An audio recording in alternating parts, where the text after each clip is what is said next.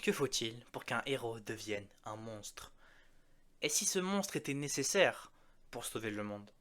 Avec Eren Yeager, Hajime Isayama il nous propose une réflexion qui est plutôt fascinante sur les notions de liberté, de sacrifice et enfin de moralité. En effet, l'attaque des titans, ou Shingeki no Kyojin, c'est bien plus qu'une histoire de bagarre, une histoire de survie à des géants de 15 mètres. C'est une véritable réflexion, une véritable exploration sur les dilemmes humains et surtout sur le cycle de violence. Et Reiniger, c'est le personnage central de cette exploration. C'est lui qui nous guide à travers cette exploration et cette découverte. En effet, dès le début, il nous fascine.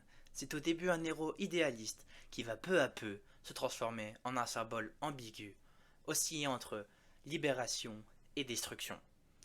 Mais alors, pourquoi son écriture est si remarquable? Pourquoi son évolution est si marquante? Eh bien, si vous vous posez ces questions, vous êtes au bon endroit. Bienvenue sur Analyse no Jutsu. Aujourd'hui, question du jour. Eren Yeager est-il le personnage le mieux écrit de Shingeki no Kyojin? Vous êtes prêts? C'est parti.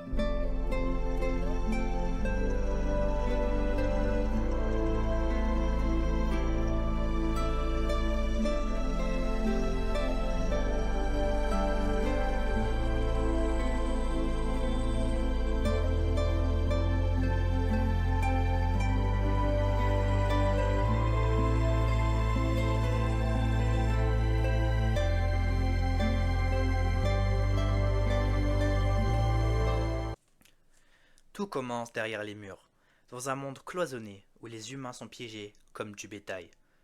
Eren Yeager, lui, rêve de liberté, un rêve simple mais universel. Eren grandit dans le district de Shiganshina, ignorant tout du monde extérieur à l'exception des histoires d'Armin. Pour lui, la vie entre les murs est une véritable prison, et cette frustration d'être dans la prison explose lorsqu'il assiste impuissant à la destruction de sa ville par le titan colossal et le titan cuirassé. C'est ce jour-là qu'Eren change à tout jamais.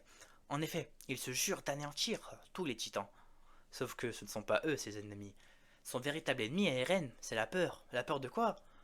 La peur d'être enfermé, la peur de ne jamais atteindre son rêve ultime qui est la liberté.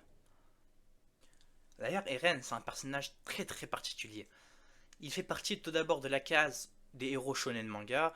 D'ailleurs, il en a toutes les caractéristiques, hein. Il a la rage, donc il surpasse ses limites.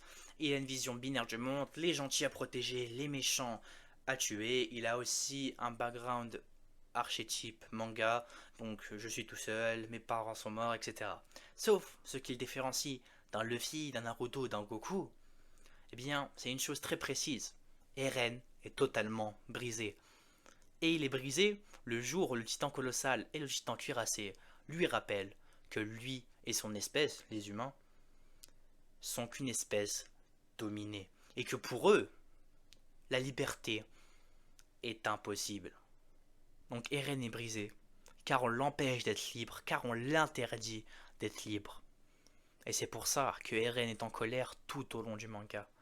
Sauf que derrière son rêve de liberté, bah, on a une obsession qui est cachée derrière, celle de détruire, d'anéantir tout ce qui l'empêche d'être libre.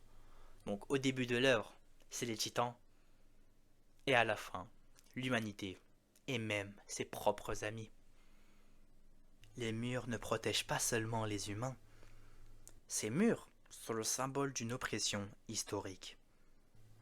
Et ces révélations, elles brisent les illusions des reines.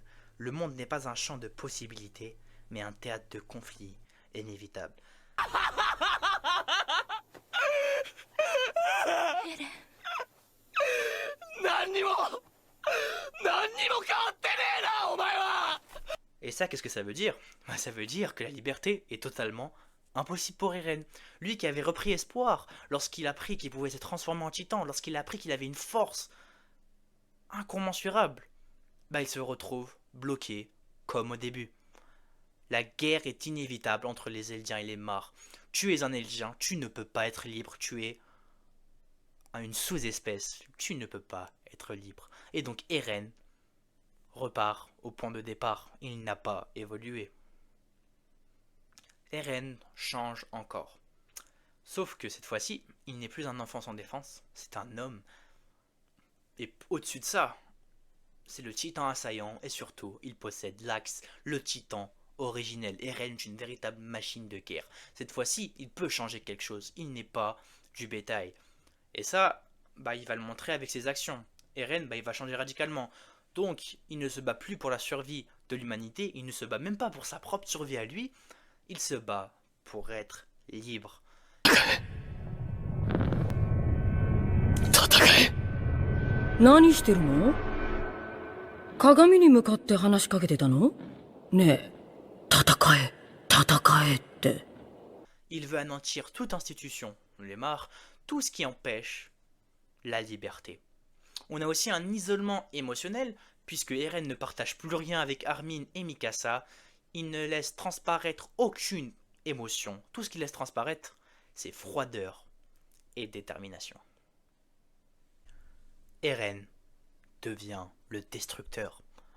Non pas par haine, mais par nécessité, selon lui bien sûr. En déclenchant le grand terrassement, Eren prend la voie la plus extrême. Anéantir l'humanité. 俺の名はエレン・イエーガー。始祖の巨人の力を介し、全てのユミルの民へ話しかけている。パラディ島にある全ての壁の硬質化が解かれ、その中に埋められていた全ての巨人は歩み始めた。俺の目的は、俺が生まれ育ったパラディ島の人々を守ることにある。しかし世界はパラディ島の人々が死滅することを望み、この島のみならず全てのユミルの民が殺され尽くすまで止まらないだろう。俺はその望みを拒む。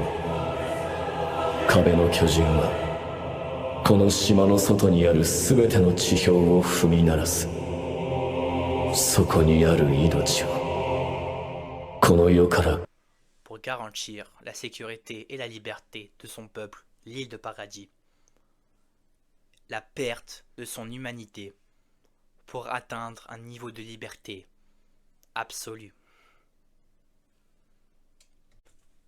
Mais alors, pourquoi Eren est un personnage dit comme réussi?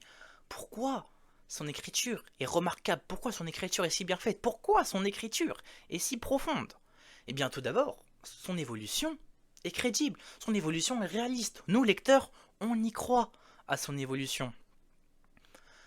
Puisqu'elle est basée sur des choix difficiles et les valeurs d'Eren Yeager. Donc, je prends comme exemple le dernier choix qu'il fait, le grand terrassement. Dois-je m'enfermer derrière les murs? Dois-je renoncer à mon plus grand rêve qui est la liberté absolue et laisser le monde tranquille?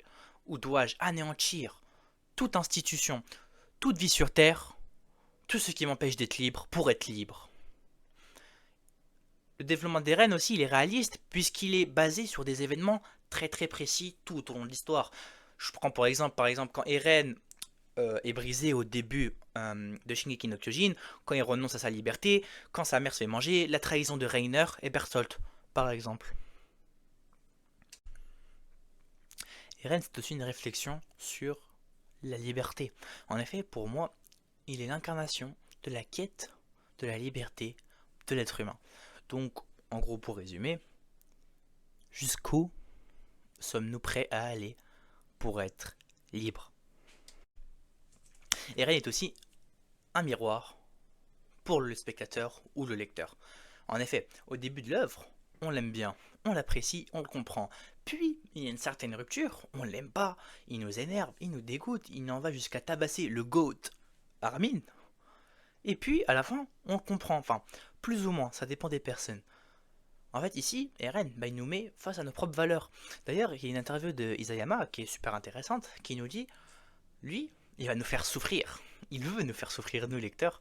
Et c'est pour ça qu'il nous met un peu ce paradoxe de on l'aime bien, on le déteste et on le comprend. Eren est donc ni un héros, ni un méchant. Ce qu'Isayama a fait qu'Eren, personne ne l'a jamais fait. C'est quelque chose de unique, de très bien fait, de très précis.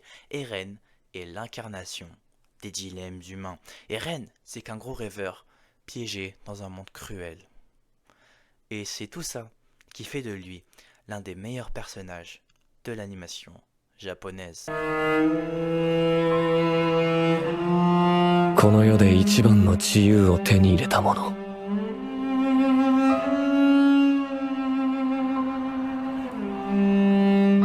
これが自由だ。 Voilà, la vidéo est terminée. J'espère qu'elle vous aura plu. Bon, comme d'habitude, elle m'a pris énormément de temps à faire, donc si vous pouvez liker, vous abonner, etc. Vous connaissez la chanson. Merci beaucoup pour ceux qui le font. Bon, pour moi, l'analyse est complète. Alors, après, personnellement, Eren, pour moi, ce n'est pas le personnage le mieux écrit de Shingeki no Kyojin. Il fait partie du top 10 de toute l'animation japonaise, donc tout manga animé confondu, et il n'est pas 10ème. Mais en tout cas, dans Shingeki no Kyojin, il y a un personnage qui est pour moi mieux écrit. Et ça sera le sujet d'une prochaine vidéo. Allez, je vous laisse sur le suspense, et on se dit à la prochaine pour une nouvelle vidéo. Ciao ciao!